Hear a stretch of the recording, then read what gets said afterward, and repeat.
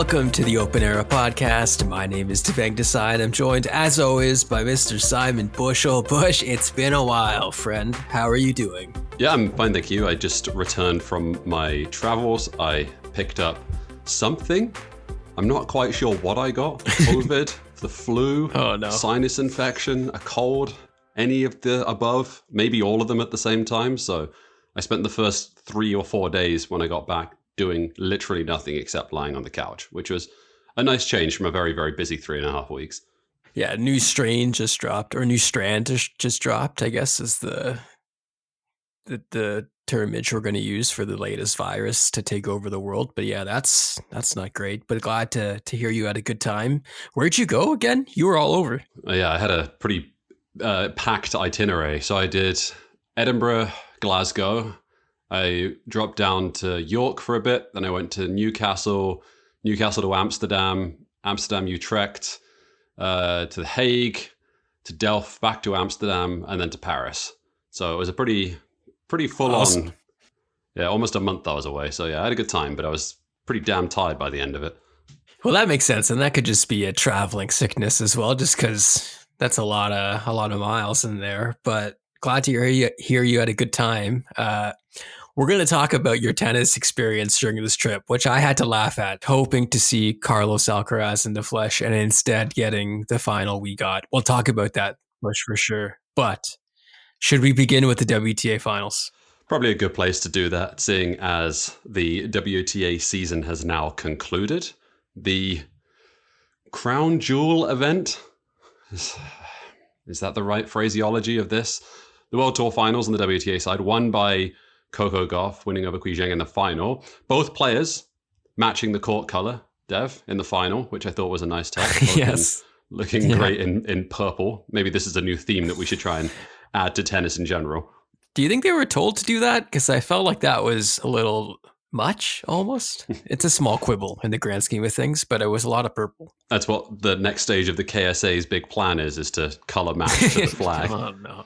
Isn't that akin to Newcastle United's third kit being the Saudi strip? Which I don't even know if they tried to explain that away with any sort of link to history, but it was a bit on the nose. But yeah, I mean, I thought the like the crowd shots you get at every tournament. I'm not trying to be purposely antagonistic here. I'm going to lay into everything about this in a second, but how many crowd shots did you see of people texting on their phone or on their phone, Bush, during this tournament? Dev, the literal, let's say, tens of people that were in the crowd were going wild and really enraptured by what was going on in this event. We have had a few stinkers, haven't we, for WTA Finals? We're 12 months removed from the absolute shit show that was Mexico. A number of the players coming out and saying that it was disrespectful. I believe it was a Sabalenka comment from 12 months ago. The money certainly wasn't an issue here. Everyone got paid very well. There's many, many things that we could say about the other parts of this that were a huge issue. But at least we got a good final out of it. If you want to talk about the tennis from that perspective, one of the better tennis matches, I think, for the whole season. Final running over 3 hours, a final that Zheng should have won. Don't think anyone's going to say against that, given she was up a set and a break twice. She should have closed this one out, but did not. So good final, terrible tournament, Dev. Terrible look for the sport and really a terrible look in general for the broader sporting community. Yeah, I think if you zoom in really close, which we're going to do, the tennis was interesting, and there's definitely some things that we're going to talk about that will probably have an impact on next year for sure, regarding who's going to be involved at the business end of the biggest tournaments. I think Coco and Zheng are definitely those two will be names we see there again, but I'm definitely with you there, and I think that the idea that this was like, there was a few different things that I think stood out in terms of why this definitely felt bad. And I think we saw it just amongst like conversations with our friends who are also tennis fans or in our Discord as well. People are just not feeling up for this, even though we had potential for some really, really cool matchups and some shocking things. For example, like Iga not making it out into the semifinals, right? But regarding the tennis, I do want to ask you about the final. So I thought it was great. I'm curious if you think this is more Coco taking it in the third or Sheng like choking in the third, but I thought it was fascinating theater. That was one of the more entertaining tennis matches I have seen this year, Bush. So I would co-sign that. But do you net out on one side or the other here?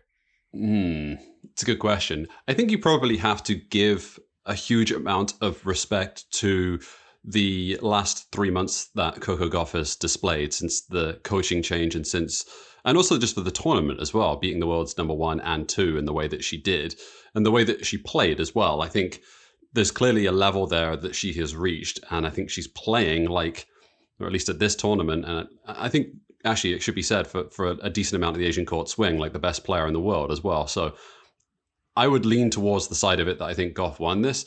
It was a bit of a calamitous collapse, though, it has to be said, from the Chinese player. It did not go according to plan several times, but at least she got herself in those positions. I think it can be both. But yeah, I hear you. Coco dug crazy deep. Like I definitely thought she was cooked several times in that third set. And I think Josh mentioned this on the Discord as well. Both players really improved on their serves, but Coco's serve as well. I think it becoming a reliable thing or something to lean on.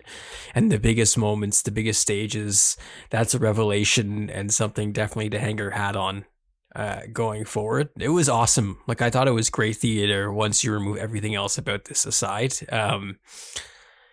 So I mean the handshake, in terms of like the villain hierarchy on the WTA, or like who is not liked, or like who is considered above the fray when it comes to drama, like everyone is involved in some level of spice now to a good degree. Like I think it's better this way, that we're pretty sure that everyone hates Iga. We're pretty sure everyone hates Chang. Like it does seem this way based on another end of match interaction. Well, I think we can start putting in to our post-match summaries the warmness of the handshake or the coolness of the handshake to judge whether or not two players like each other. No smoke without fire, or no steam without ice. I don't know what is the flip side of that, but yes, very, very cool handshakes all around. And I think this is, I mean, not to involve college football in this randomly, Bush, but I'm going to for a second. But you see people time wasting in that. You see people time wasting in soccer. You see people time wasting everywhere. In tennis, I think this has been such a part of the sport forever that we take it for granted how much it pisses people off, especially in the biggest moments, especially with time and like viewership being so. I guess the people's attention spans being in such short supply that we really do not have time for any of this sort of stuff, this malarkey, which maybe in the past it would not have been a big deal. But I am noticing that there does seem to be some antagonism developing, and that's great, because I mentioned Iga, but like, what do you make of this end, the end to her season here? Like, I mean, I know we got the Billie Jean King Cup still coming, but not a great end for Iga. And I mean, overall, a bit of a strange year when you consider that she is no longer the world number one. It's not been the most spectacular end to the season, has it? I think could you make the case that basically from the French Open, it's not been great? But then again, like, you have to sort of take it as a whole. She lost 7 matches. Is that right? 3, 4, 5, 7. Yeah, so she lost 7 matches all year, won 5 titles and a Grand Slam. Still pretty good. It's still pretty good in the grand scheme of things. Coaching change, all this sort of stuff is going to play a massive role in this as well. I think our expectations of what her season should look like are elevated because of what she has done previously. I still think this is a pretty damn good season in the grand context of it. Oh, for sure. And I think anytime you have a slam in there, I think that makes it count. I wonder if the Olympics, it's a bit of something that will linger, and like,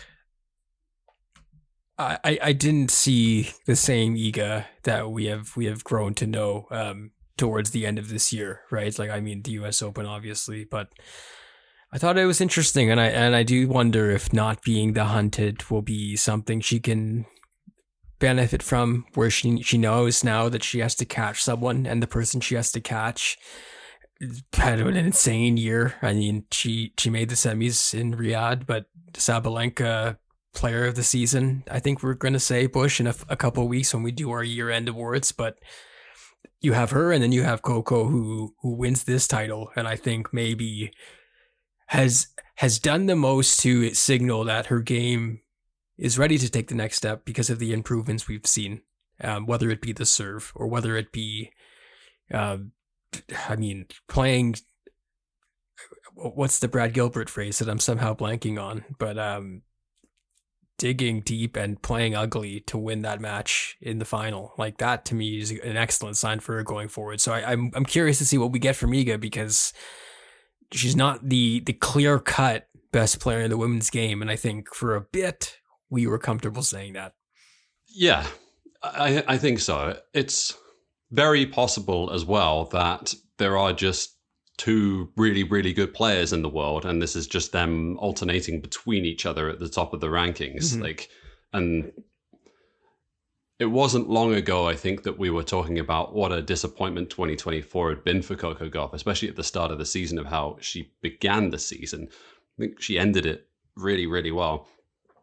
For her, it's just about consistency. I don't know that this is a demonstration that she is, fully cemented as the best player in the world. I think she looks like that in patches, and I think she certainly has looked like that at the back end of the season. There still needs to be, multiple tournaments strung together. I think if you were going to look at anything in this tournament and this sort of late season run that really identifies why she has made these improvements, I look at her. She's always been a good mover, but I think defensively and hanging in points, especially when she's stretching from left and right, I think you see vast improvements in that, just making balls that she would normally dump into the net, just feeling confident enough to hang in rallies. I think that's where I look and see significant improvement in her game. And I think if that hangs around and that's not a mirage, that's actually true, she has the chance to be the world number one, and she has a chance to be contending amongst these two players. But I think she's a fairly comfortable member of the top five, without me going as far as saying she's a comfortable member of these two now. I think they are still head and shoulders above the rest of the field. Yeah, I'm with you. But beating Sabalenka, Swiatek, and Zheng in the same tournament, pretty damn great for Coco Gauff. Also, Bush, a fat check. So $4.8 million for Coco Gauff. I read Aaron Routliffe and Gabi Dabrowski, shouts to them, Canadian Gabi winning the doubles, but Routliffe saying, I'm not saying we earn little, but this prize changes our lives. Let's talk about the Saudi Arabia aspect, Bush. Like, it came up a few times, obviously, during the week. You pointed out Coco had some insightful words on the matter. I did love this BBC FAQ, like, how's it going? What do the players think? But I'm curious what your take on basically how the players kind of dealt with this or felt about this, because it's a tough one for me in the sense that, like, yes, these players have been not paid what they should have been. They haven't paid the same as their male peers. Oftentimes the setup at their tournaments has not been the same quality as the men. They get B-level venues with B-level marketing and broadcast as well, and that's been the case, I think, for a long time. So we're not seeing that here. We are seeing the best of the best, but it comes with a cost. It sure does. I think largely your view on this tournament and the large involvement, or the wider involvement, of petro-states or states with human rights abuses. Goodness me, Dev, we might be throwing the United States into that soon enough. Yeah, it is on a different level, it has to be said, for what we're dealing with in Saudi Arabia, just given many women's rights activists are actively in prison at the moment. Amnesty International, many different organizations pointing the finger at that state in terms of their behavior. We're not what are we, 3 years removed, 5 years removed from murdering of a journalist in cold blood. It's still illegal to be homosexual in Saudi Arabia. Like there's many lists that go on. There is not equal rights for women at all. So many people, I think, have been praising, I want to say, Coco Gauff for some of the comments that she's made during the course of this tournament. I actually was a little disappointed in what she had to say. I thought it was very, very bland. It read to me and it sounded to me like a Justin Trudeau quote. It sounded like it had all of the nice words inside of it, but actually had very little substance behind it. And one wonders about overall what you can do as a player, short of removing your labor, right? That's the only thing you can do. I think it obviously would have made a bigger statement to not go there and not participate in it, to try and actively encourage your fellow players to do that as well. That's not what happened here. So it is largely thoughts and prayers. Maybe that's harsh, but I think it is largely where I came down on this, which is that everyone they are trying to massage this of saying that we're doing things behind the scenes.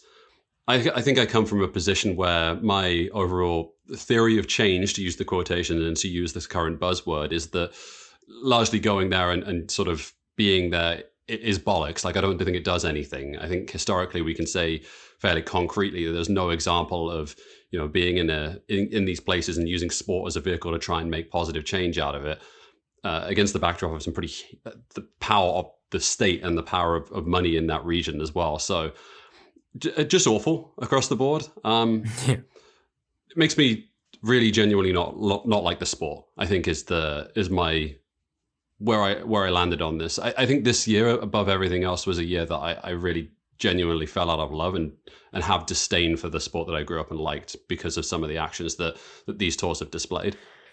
It's bang on. I mean, her statement is sports washing, like that what she said. Seriously, right? Yeah, like absolutely. That. And I think at this point it's clean. Like, the project is complete, or clean in a sense that, like, people don't bat an eye now when you say this event is moving to Jeddah, or this event is being held in Dubai, or this event is going to Qatar. Like, no one is double taking it all anymore. And that means that for the most part, the mission is complete and the sports have been washed, and they have been washed in the cool hard cash that's on display. I think the point on this one is that everyone wants to circle and say that, especially these athletes or these organizations or these tours or whatever you want to, like, the broader sporting community want to say, like, we as sort of Westerners or people who have a particular way of living and have particular kind of morals and ethical codes and democracy, all this kind of stuff. They say, like, we're going to these locations, and us being there and our presence is making change. Like, it is making change. I think honestly, it's so misguided and has such a vast misunderstanding that the actual truth of what is happening is the reverse of it.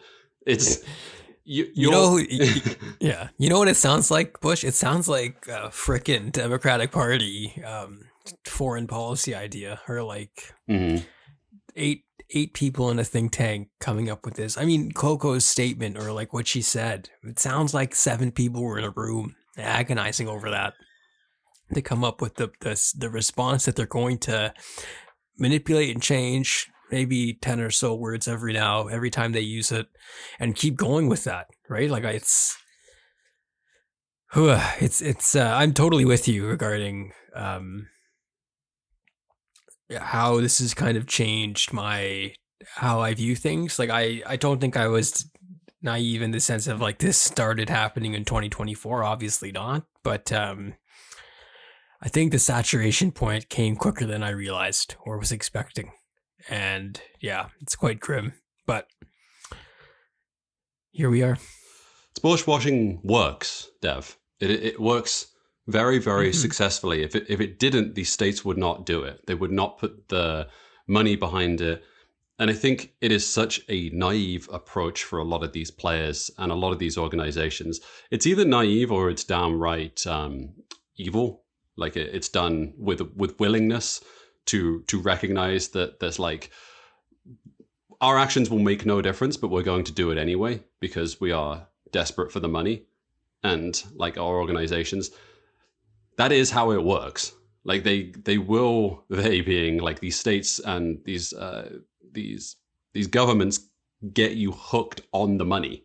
That's the whole point of it, is that they have you over a barrel because they recognize the weakness in the economic system and the structure that is behind, that governs these organizations. And the fact that these organizations in the WTA are so weak and have been so poorly run that you are in a situation where you required to get this injection of cash from somewhere, I think speaks volumes of the fact of how poorly run it's been. Nailed it. Do you have anything else on the WTA Finals? Yeah, fuck this tournament. I know. And not to be too blunt about it, is actually I shouldn't say that. That's way harsh. Not the WTA Finals as an entity, as a premier event. I think there's a lot to be said for having the 8 best players in the world competing for an end tournament. I don't mind that at all. I more mean on the grand scale of things what this tournament has become, where it's been sold to, what it stands as a political entity. Awful, just dreadful. All right, Bush, you made it to a tournament while you were in Europe. It's a tournament we love dearly, and it's one that's changing imminently as it moves from Accor Arena to La Défense Arena in 2025.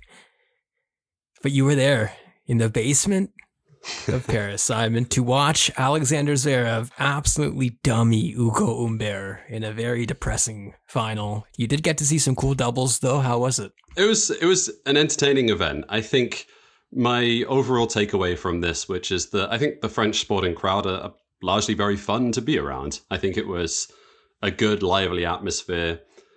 That actually had a few kind of nuanced takes about this that I'll try and dig into as we kind of unpack it. But one of the big things that I took away from it was that Zverev doesn't like some of the more niggly crowd behavior, I think, is my read on this. I think that kind of overall assessment that he's a bit of a man baby, obviously, just given his actions and what we've seen over the last few years, he was fine up until the point that the crowd was like respectful, trying to root for Humbert through the majority of this final. It was until the last like 3 games where the crowd's kind of a little bit restless and they want a bit more and they're trying different tactics to get under his skin. It actually worked, I thought. It was a good demonstration of how the book on him, if you can actually throw him off, he didn't handle it particularly well. He made him change his game. It made him like come a little bit unglued in some capacity. And it also changed, I think, his body language on court. So what they were doing to him actually did affect him. Didn't affect the end result because Humbert was trash that day. But I thought that was really interesting to see live. Yeah, I mean, the atmosphere always sounds good on TV for this tournament. I think that's why we liked it so much. But I can definitely tell in the beginning, and then when they were definitely trying hard or doing a bigger service than Ugo was to derail Zverev in terms of his play, the crowd was extremely into it, and maybe the perfect foil for Zverev in a setting in which he's not against someone who was really out of it. So it is things like, I guess, just to put some more color on that, it's the difference between like raucously applauding a Hugo Humbert, second serve, which produces an unforced error, which is like right. Nothing. It's the difference between like Alexander Zverev missing a first serve and the crowd getting like doing the oh, or like jeering, right, or something that's like, it's a little bit more, there's a bit more of an edge to it. Or when he hits a winner or something and he's getting like the sort of wolf whistles at it. They're like, whoa, congratulations. The kind of ironic cheers to the whole thing. And I think that sort of thing definitely put him off. You could see it was starting to have an impact on him. Well, he still won, and that's bad. Shouts to Ugo, though. That's a fun week for him, playing it at home, and that semifinal was quite entertaining against Khachanov. Weird tournament, though. Quickly, Bush, I wanted to mention the ATP Finals. Djokovic is withdrawn, so I wonder... It's on the beach, isn't he? Did I see? Yes, yeah, but also he's withdrawn in a way that I think is like the best possible way, where he's like, I'm going to get ready for 2025 and I'm going to play the first week of the season, but like completely kind of almost rendering this final ATP Finals into like the dustbin. I feel like there's little juice here unless we get I guess Sinner Alcaraz again, Bush. Like, is that's what we're watching for here? I mean, it's cool that Demon Hour got in, but I don't know. I don't have a lot of juice for this one. No, me neither. I was actually kind of hoping that Jack Draper would have got in, just given the back end of the year he had and the run that he went on. I thought he played some really, really good tennis. Also, we've spoken about this many times, the mirage that is post-US Open, especially on the men's. I think it's different on the WTA than it is on the ATP, just given how prestigious the Asian swing is on the WTA comparatively to the ATP, where you do get a bunch of winners or people running deep in tournament you don't usually expect, or you see like a late season surge for people. I think that watch this space when it comes to Draper, whether or not this is actually real. I think he's played really, really well, but I'm curious to see whether or not that stands up through the course of a 2025 season. Sinner Alcaraz would be great for an ATP Finals, but the fact that Novak Djokovic is sitting on a beach somewhere, I think gives some regard of where he has this in terms of the ranking. It's Grand Slams or nothing at this point. Well said, sir. All right, we'll leave it there. When we come back on Parting Shots, we chalk some media meltdowns, Rybakina's new coach, Diego Forlan, picking up a racket, and more coming up next.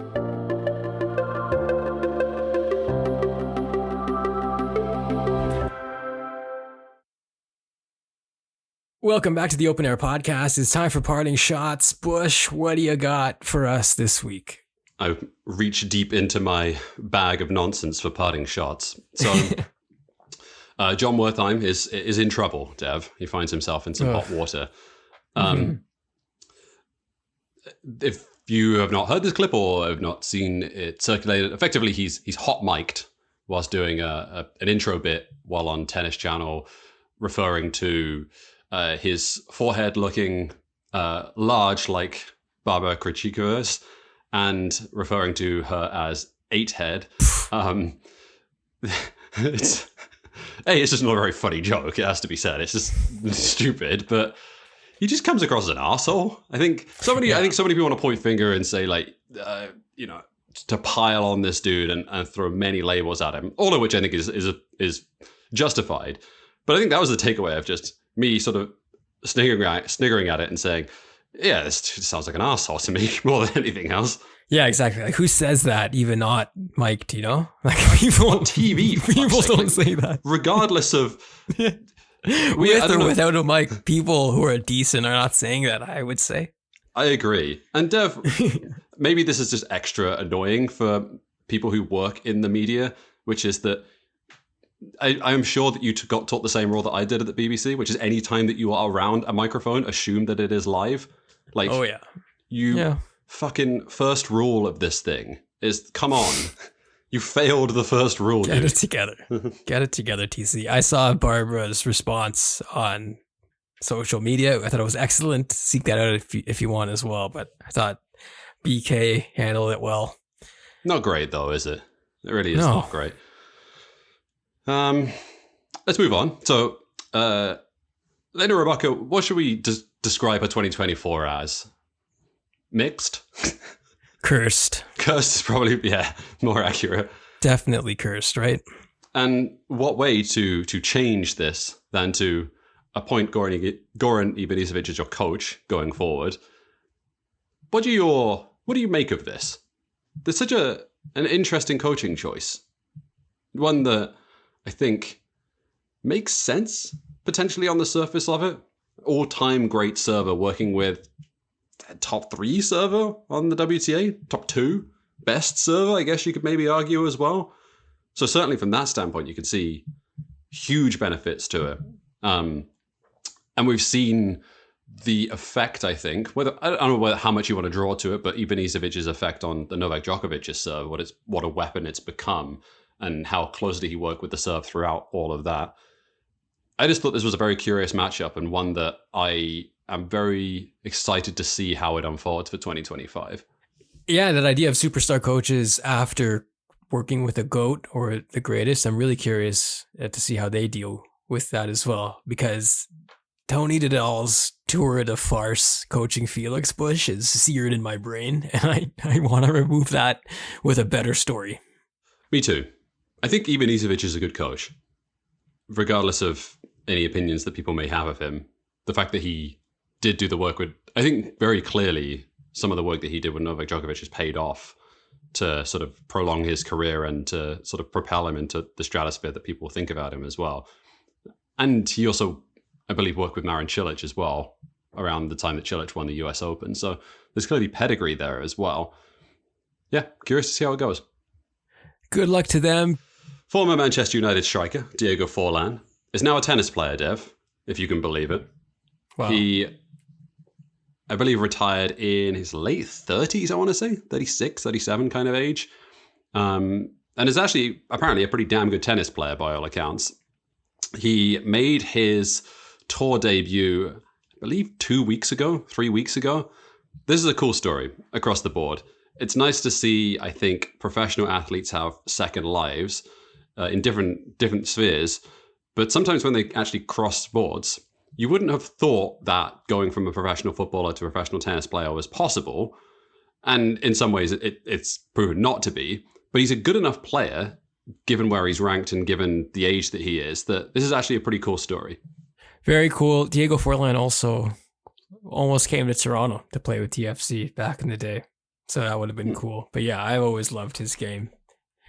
Definitely cool. I feel like tennis is also like the favorite second sport of a lot of pro athletes these days, especially in hockey. You hear a lot of like Austin Matthews talking tennis stuff. So interesting stuff. Okay, let's end with a chud before an announcement from us. But somebody please take away Martina Navratilova's Twitter account. Take away Twitter entirely at this point, Simon.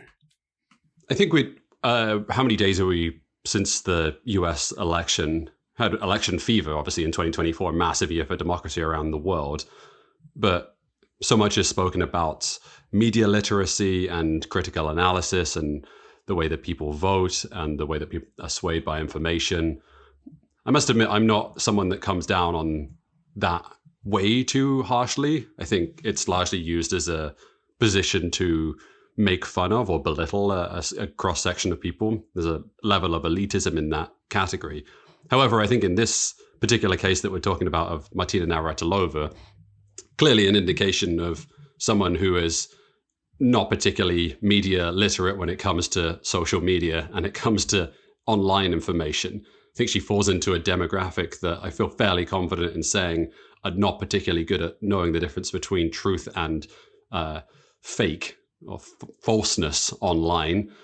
She is a bit of a bigot. Dev, I don't think that's a particularly controversial statement to make at this point. Not at all. Not at all. Yeah, I mean, I think this kind of stuff is sort of why I was feeling super down after Tuesday. I mean, obvious is the obvious, but similar things are going to happen in Canada next year with our election. And I think the platforms that I used to love and flock to talk about sports or politics or whatever are completely just destroyed now. And I'm not just talking about like social media, but like Google, like Googling things. Have you tried Googling things recently? I feel like the capitalist way was to just break everything in sight to make money off fixing it. And by fixing, I guess we mean really throwing a spanner in the works and doing whatever they want to do as we're seeing it. But yeah, I mean, people with large platforms, backed by many famous people who are in the media all the time, doing shit like this, which is just dumb and like, I don't know, par for the course for her. It kind of sums up this week well. Like, I know it's not election related, but this idiocy, it's like, yeah, you couldn't take 3 seconds to do some media literacy. Nah, not for me. I realize we haven't actually told what the story is. We're talking about Imran Khalif, an AI. I mean, I'm not even sure. It's not an AI. It's just a regular photoshopped image circulating around the internet, demonstrating a fake version of what her body looks like. And it was retweeted by Martina Navratilova, I think pushing her own extremely conservative, extremely reactionary, and extremely bad worldview around transgender people.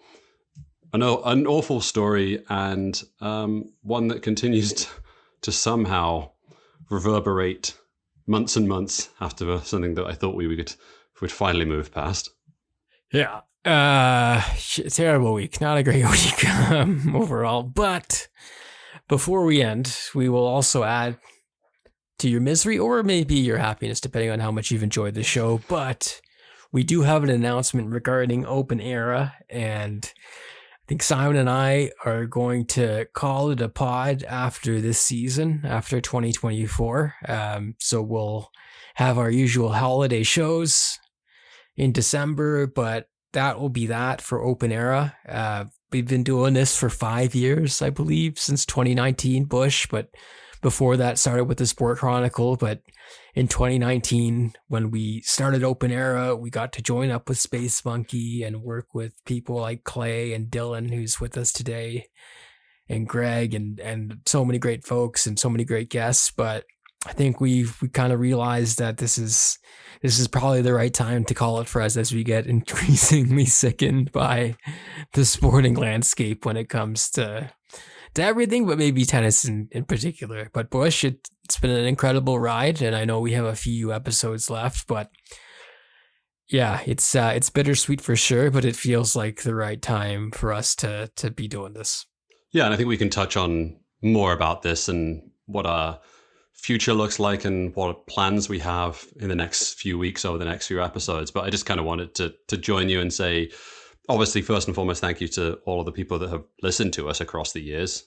Like, it's always a lovely, lovely situation to run into people who want to take the time to listen to the things you put out, to join us in the Discord, to support us. Like, that is astonishing. I still find it very, very weird to believe. I've made friends through this show. I think it's brought us and our friendship closer together. Mm-hmm. So from that standpoint, I'm really, really genuinely happy and grateful for that. And I think secondary to Space Monkeys as well. I think just very, very thankful to them as well for the support for the show and continuing to support it the way they have done. It's made our lives significantly easier to continue doing the show for as long as we have done. So I wanted to put that out there.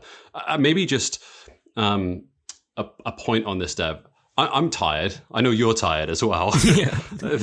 Emotionally and physically, of doing a show for as long as we have done. I think we've done nearly 400 episodes across the two shows, or 350 episodes. We've podded together for 8 years, I think. We've produced so much content between the two different shows.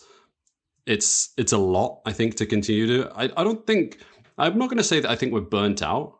Well, I shouldn't say that for you. I don't feel burnt out. I think I just feel ready to do something else. Like, I want a different creative challenge rather than feeling like I want this to end. I've definitely felt burnt out before about this show, but that's not currently how I feel about it. I find it kind of feel like a sense of ease and closure about the whole thing, that I'm just kind of very happy with what it was and what it kind of amounted to, and whatever comes next will be very good as well for us. Do we want to say that with concreteness, that I don't think this is the last time we'll record together? Like, it won't be the last kind of media that we produce together, but I think it is I feel pretty concrete in saying that it is for Open Era. Yeah, no, I do too. And that's really well said. I mean, yeah, the listeners have been amazing.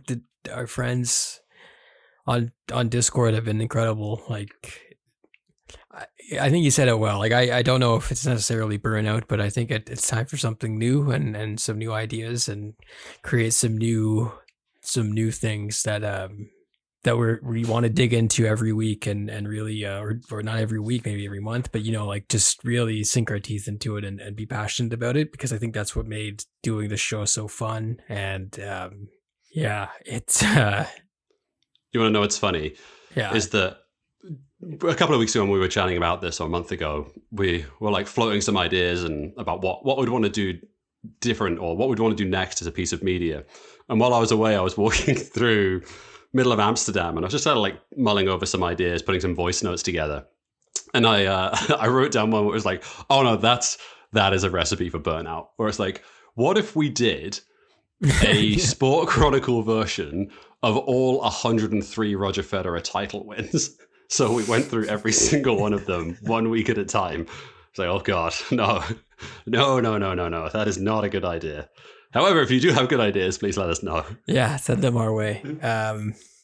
But yeah, I think that's a good place to leave it. And we, like we said, we have a few more open airs coming up. Might have some friends join us as well to say goodbye. But perhaps we'll leave it there for this week as we look forward to the holiday season. Of course, Davis Cup as well. Rafa's farewell still coming up, so we'll cover that.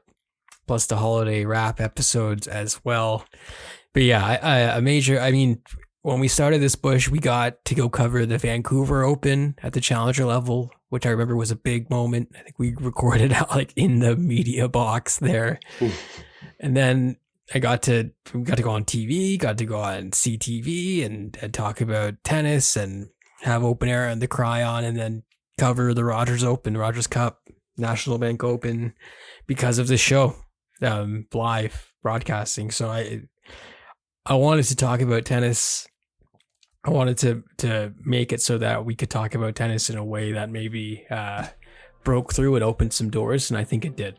So on that note, I'm quite pleased with what we've been able to do here, but we will talk to you soon on open air, at least a few more times. But for now, for Dylan on the ones and twos, and for Simon, thank you so much for listening to Open Era. We'll talk to you next week.